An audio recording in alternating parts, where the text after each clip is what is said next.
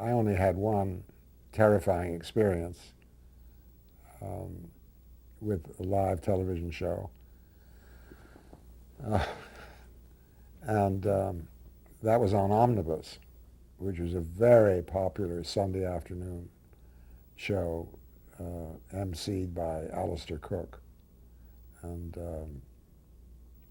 I was playing John Quincy Adams. It was based on absolutely true incidents. And we had, as a sort of supervisor of the film, I wish I could remember his name. He was a very well-known American historian.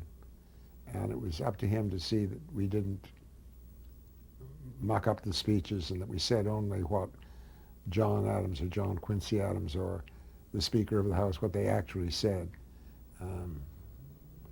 And I was playing John Quincy Adams, and I was addressing the Congress. And we had worked on the script right up until camera time, and made change after change after change.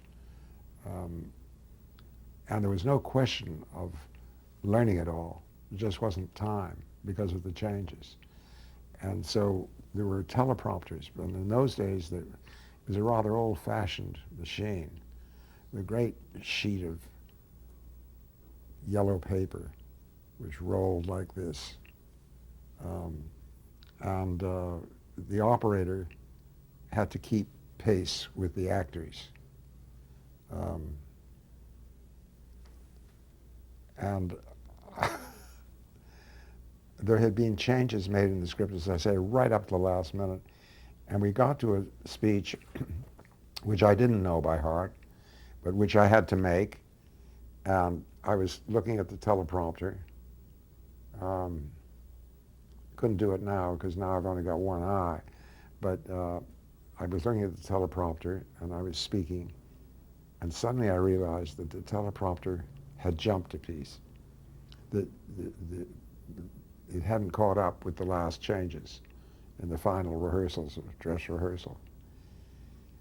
And about the time I realized it, so did the director or the stage manager.